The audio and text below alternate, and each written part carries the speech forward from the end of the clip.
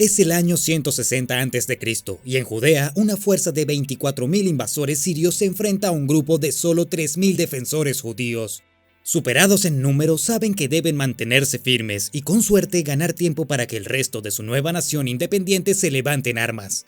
Es una elección sombría, pero debe tomarse si la nación de Israel va a ser libre por primera vez en casi 500 años. A la cabeza de los 3.000 soldados judíos se encuentra un hombre que ahora se ha convertido en una leyenda por derecho propio, Judas Macabeo, el martillo de Israel. Sabe que no sobrevivirá este día, ha sobrevivido demasiadas peleas desesperadas y sin embargo siempre se las arregló para encontrar la victoria. Quizás la bendición de Dios también caiga sobre él este día, aunque no cuenta con eso. Solo tiene un objetivo en la batalla que se avecina: matar al general enemigo y darle a su pueblo la oportunidad de defender su libertad. El ejército invasor está compuesto por 24.000 sirios. El rey sirio Demetrio I está ansioso por reclamar Judea después de su secesión del imperio bajo el liderazgo de Antíoco V. Los dos ejércitos se alinean en una gran llanura desértica, y con un toque de trompeta los sirios cargan hacia adelante, utilizando su formación de falange predilecta. La principal línea judía se rompe rápido, los combatientes se desmoralizan y miles de defensores huyen para salvar sus vidas. Sin embargo, Judas se niega a huir. A su lado permanecen 800 de los guerreros más valientes, hombres que han luchado con él durante años y se han convertido en una fuerza de combate letal. Si Judas tuviera algunos miles más como ellos, el día terminaría en victoria.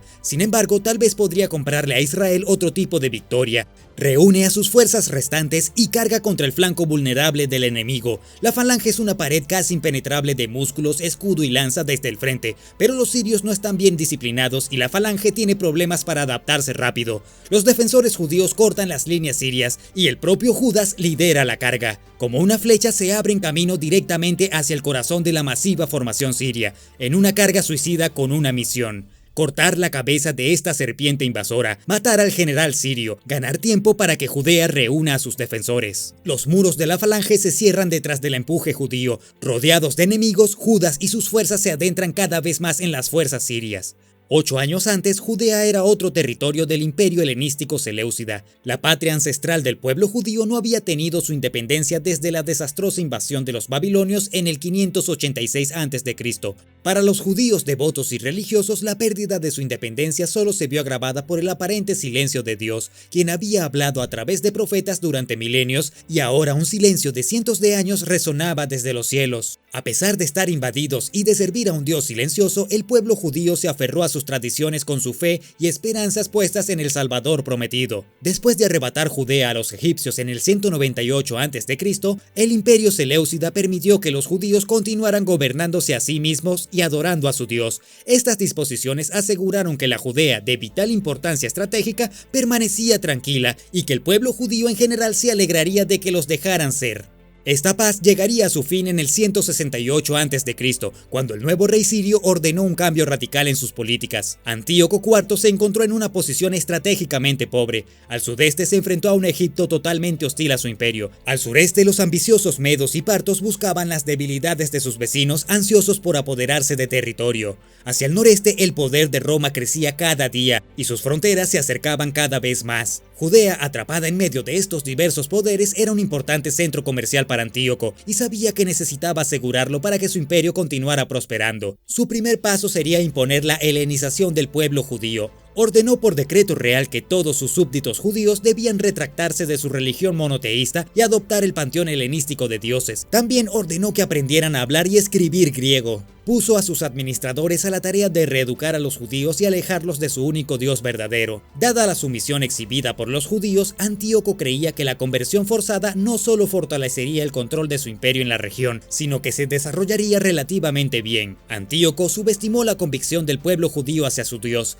Para proteger su imperio, Antíoco marchó con un ejército a Egipto y puso sitio a Alejandría. Para el rey sirio, la idea de una revuelta judía a sus espaldas era completamente inconcebible. Los judíos habían sido súbditos silenciosos y obedientes desde que se podía recordar, y su número era apenas de 250.000, con pocos hombres en edad de luchar. La idea de una revolución judía era absurda. Antíoco y sus fuerzas estaban preparados para tomar Alejandría. Sin embargo, pronto llegaron emisarios del Imperio Romano y advirtieron que, si las fuerzas sirias no retrocedían, Roma declararía la guerra. Cortando por lo seguro, Antíoco decidió que sería mejor dejar Egipto y no provocar la ira de Roma. Para este momento habían estallado disturbios en Jerusalén y los judíos se negaban a ajustarse a la cultura helenística. Ansioso por la oportunidad de reparar su imagen, Antíoco redirigió sus fuerzas hacia Jerusalén, pensando que sería una insurrección fácil de aplastar y mostrando al mundo que sus fuerzas aún eran fuertes. En poco tiempo las fuerzas sirias entraron en Jerusalén y mataron a miles de judíos. Destruyeron documentos históricos que contenían la ley mosaica y saquearon y profanaron el templo sagrado de los judíos, dedicándolo a Zeus. De los sobrevivientes, las madres jóvenes y sus hijos fueron arrojados desde las murallas de la ciudad a la muerte. El mensaje era claro: sométete o muere. Para continuar el proceso de helenización por la fuerza, las unidades sirias se trasladaron a Judea y sus numerosas aldeas. Una unidad siria se cruzó con la aldea de Modín y allí le ordenaron al sacerdote local Matatías que sacrificara un cerdo a Zeus. El anciano se negó a participar en una vulgar demostración de idolatría y el oficial que comandaba a los sirios ordenó a otro sacerdote que realizara el acto. El hombre asintió. De repente, a pesar de su edad, Matatías sacó una daga ceremonial y mató al oficial sirio, y a este le siguió el sacerdote traidor. En un instante, la revolución judía había iniciado. Los 5 hijos de Matatías incitaron a la gente del pueblo contra la unidad siria, que fue asesinada. Sabiendo que serían perseguidos y asesinados por su acto de sedición, Matatías y sus hijos junto con unas 200 personas huyeron a las colinas. Con solo 50 combatientes, Matatías comenzó a instruir a la resistencia recién formada en tácticas de guerrilla, y el anciano demostró tener una mente aguda en esta forma de guerra. Los sirios tardaron en reaccionar y tardaron más de un año en responder al levantamiento. Esto le dio a Matatías mucho tiempo para preparar su pequeña pero creciente fuerza de rebeldes. Sin embargo, durante ese año falleció debido a su vejez, pero su hijo Judas tomó el mando. Judas había estado manos a la obra durante ese año que los judíos les dieron, haciendo crecer una red de espías que se extendía por Judea y reclutando hombres de toda la nación. Sin embargo, a pesar de su fuerza creciente, los hombres carecían del equipo adecuado y la mayoría de las armas eran implementos agrícolas o hechos en casa. Había que apoderarse de nuevas armas mediante victorias. Los sirios finalmente respondieron a la rebelión, enviaron una fuerza de 2000 hombres contra los 600 judíos combatientes. Sin embargo, los sirios estaban mal entrenados y sus generales no pensaban en tácticas asimétricas como emboscadas, fintas o engaños en el campo. Estaban acostumbrados a simplemente alinear sus poderosas falanges y convertir la batalla en un enorme combate de empuje. La victoria la decidía el mayor número de fuerzas. Judas, por otro lado, sabía que no podía darse el lujo de enfrentar a los sirios de frente, así que, en cambio, planeó una emboscada mortal. Las fuerzas sirias avanzaron a través de un terreno montañoso y rocoso, sin siquiera molestarse en dispersar sus fuerzas o enviar exploradores. Judas dividió a sus hombres en 4 unidades más pequeñas, 2 para atacar a los sirios en cada flanco, una para atacar su frente y la cuarta para atacar por la retaguardia. Acechando en las colinas rocosas, Judas y sus hombres vieron cómo los sirios caían directamente en su trampa, marchando con toda su fuerza como una sola unidad hacia un estrecho cañón. Con un grito de guerra, Judas lanzó su ataque. Una pequeña fuerza golpeó el frente de la formación, embotellándola en el cañón. Una segunda y tercera fuerza atacaron a los sirios en sus flancos. Arqueros y honderos hicieron llover muerte en el cañón desde arriba. Incapaces de ver lo que sucedía, las fuerzas en la retaguardia siria empujaron y empujaron tratando de llegar al frente. El caos y la confusión llevaron a un colapso total, ayudado por la muerte del comandante sirio que dirigía la formación. Pronto los sirios habían sido aniquilados y Judas y sus rebeldes ahora tenían todo el equipo necesario para armar a sus crecientes fuerzas. Al creer que la derrota de la fuerza expedicionaria enviada contra los judíos se debió a la incompetencia de su comandante, el general sirio Serón estaba determinado a poner fin a esta rebelión de una vez por todas. A estas alturas, una importante guarnición siria había sido sitiada cerca de Jerusalén, y Serón sabía que tenía que poner fin al sitio o arriesgarse a que se cortaran líneas de suministro. Para actuar contra el asedio, Serón tomó la precaución de evitar la mayor parte de la región montañosa en su despliegue inicial, moviéndose a lo largo de la llanura costera, extendiendo sus fuerzas para protegerse contra la misma emboscada que había diezmado a la primera fuerza. Sin embargo, eventualmente se vio obligado a dirigir sus fuerzas tierra adentro. Decidió tomar un atajo a través del peligroso paso montañoso en un estrecho paso en Bet Jorón. Aunque arriesgado, sabía que si se movía rápidamente podría hacer pasar sus fuerzas y luego dar la vuelta contra la fuerza judía mucho más pequeña. Fue una apuesta audaz que no valió la pena. Judas había comprendido al comienzo de esta guerra la necesidad de inteligencia militar y por tanto había establecido un formidable sistema de informantes y espías. En poco tiempo los exploradores judíos detectaron el redespliegue de Serón y Judas se apresuró hacia el paso para tender una emboscada. Liderando a miles de hombres, Serón llegó al paso e inmediatamente separó su larga columna en muchas unidades más pequeñas. De esta manera sería imposible atrapar a sus fuerzas en el estrecho cañón. Confiado que había llegado al cañón antes que los judíos, Serón entró con confianza a la cabeza de sus fuerzas. Cuando la vanguardia siria se acercaba al final del cañón, Judas se levantó una vez más detrás de su escondite, soltando un poderoso grito de guerra. Inmediatamente arqueros y honderos judíos escondidos a lo largo de las laderas soltaron descargas devastadoras. Liderando la carga, Judas y una pequeña fuerza se estrellaron contra la vanguardia siria, atrapándola en el cañón. Judas se abrió camino a través de la falange siria, alcanzó al general y lo mató. Sin líderes y perseguidos por todos lados por arqueros y honderos, las fuerzas sirias se retiraron en un desorden masivo. Judas y sus hombres los persiguieron, matando a muchos antes de que llegaran a la seguridad de la costa, y estos dejaron atrás gran parte de sus suministros. A medida que la noticia de esta victoria se extendió por el país, la fuerza de Judas de solo 1000 se incrementó rápidamente a más de 6000. Ahora era una fuerza a tener en cuenta. Para beneficio de los judíos, estalló una guerra civil en la mitad oriental del Imperio Seleucida, lo que obligó a Antíoco a dividir sus fuerzas. Sin embargo, ordenó a su pariente Lisías que dirigiera una fuerza judea y aplastara la rebelión, diciéndole: desarraiga y destruye la fuerza de Israel y el remanente de Judea, borra todo recuerdo de ellos en el lugar, asenta extraños y asigna la tierra a los colonos. Antíoco no estaría satisfecho hasta lograr la extinción total del pueblo judío. La nueva fuerza de invasión, dirigida por 3 generales sirios, entró en Judea y acampó a lo largo de las grandes llanuras. Estaban decididos a no ser emboscados en las montañas. Judas sabía que sus fuerzas no podían depender de las emboscadas para siempre, y había pasado el tiempo en espera entrenando a sus hombres en tácticas convencionales. Sin embargo, Judas demostraría ser superior a los generales sirios e incluso al librar una batalla campal convencional, demostraría que tenía una mente aguda para el engaño. Las fuerzas sirias ascendían a 20.000 hombres. Bajo el mando de Judas había cerca de 6.000 combatientes. Para empeorar las cosas, cuando los sirios establecieron su campamento, fueron reforzados por tropas del sur de Judea. El campamento sirio se extendía ante los rebeldes judíos, al que se sumaron diariamente las tiendas de cientos de comerciantes de esclavos, ansiosos por lo que creían sería un saqueo bíblico. Judas dividió sus fuerzas en 4 brigadas de 1500 hombres y acamparon frente a los sirios. El general sirio Gorgias planeó sorprender a las fuerzas judías con un asalto nocturno e hizo los preparativos, pero una vez más la red de espías de Judas lo alertó sobre el plan, y Judas puso en juego un plan propio.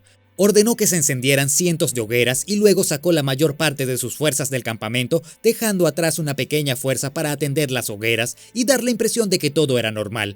Con un toque de trompeta, las fuerzas sirias avanzaron y entraron en el campamento. Los judíos que quedaban atrás huyeron del asalto y se internaron en un valle cercano. En la oscuridad, los sirios confundieron las fuerzas que huían con todo el ejército judío y entraron en el valle. Al entrar, una fuerza de 1500 combatientes descendió de las colinas, atrapando una vez más a las fuerzas sirias en una emboscada mortal. Mientras tanto, otra fuerza de 1500 se había trasladado al norte del campamento sirio y planeaba atacarlo por la retaguardia al amanecer, cuando la fuerza principal de Judas de 3000 lanzara un ataque al amanecer contra el campamento principal. Sin embargo, los espías sirios se habían enterado del ataque, y cuando amaneció, Judas se sorprendió al encontrar todo el campamento sirio levantado y hombres cayendo en sus falanges. Pensando rápido, Judas dividió a sus 3000 hombres en unidades más pequeñas. Las unidades más pequeñas superaron a la falange siria y abrumaron a la caballería destinada a proteger sus flancos. Incapaces de adaptarse a las nuevas condiciones del campo de batalla, los sirios se vieron abrumados cuando su falange se hizo añico ante las fuerzas más pequeñas pero más flexibles de Judas. En el campamento secundario quedaban 12.000 sirios, aunque no esperaban tener que luchar ese día porque creían que la falange que enfrentaba a los judíos los protegería de la batalla.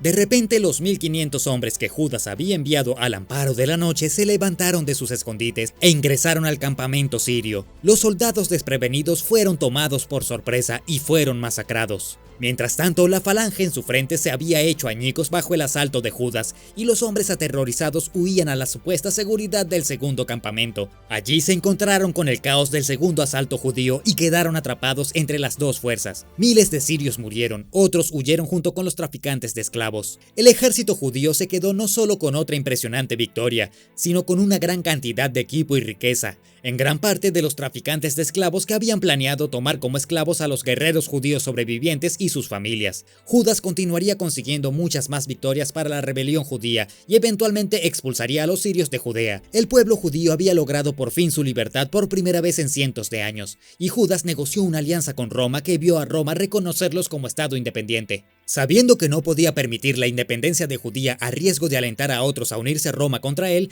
el nuevo rey seleucida Demetrio ordenó el despliegue de un masivo ejército de 24.000 hombres para aplastar a los judíos. La medida tomó a los judíos por sorpresa, ya que habían disuelto la mayor parte de su ejército al creer que Demetrio no se arriesgaría a una guerra con Roma. Así, Judas se encontró en ese fatídico día del 160 a.C., enfrentándose a una fuerza de 24.000 hombres con apenas 3.000 hombres. Su único objetivo era ganar tiempo para que Judea se removilizara y una vez expulsar a los invasores sirios. Judas y los 800 restantes atravesaron el corazón de la formación siria, yendo hacia el general que lideraba las tropas. Sabiendo lo mal organizadas y entrenadas que estaban las fuerzas sirias, Judas esperaba que cortarle la cabeza a la serpiente provocaría el desorden el tiempo suficiente para que Judea reuniera a sus defensores. Le costaría la vida, pero era un precio que valía la pena pagar por mantener a su pueblo libre. Judas y sus hombres se adentraron en las fuerzas sirias, pero el número de invasores era demasiado. Luchando desesperadamente para alcanzar al comandante enemigo, Judas y sus hombres se vieron abrumados por el gran número, pero no antes de matar a muchos. Sin embargo, la muerte de Judas inspiraría al pueblo judío a levantarse una vez más. La reconquista de Judea demostró ser un asunto demasiado costoso, así que el imperio seleucida acordó a regañadientes conceder al Estado judío el derecho de gobernarse a sí mismo y adorar a quien quisiera, lo único que deseaban en primer lugar. Judas el Martillo se convirtió en un héroe nacional del pueblo judío, dando su vida en la batalla para que los judíos pudieran adorar a su Dios en paz, honrando las tradiciones eternas de sus antepasados. Ahora que has visto este video, ¿por qué no aprender más sobre la muerte de Ramsés III? Haz clic en este video de aquí, o tal vez para cambiar un poco, haz clic en este otro. De cualquier manera, ambas son buenas elecciones.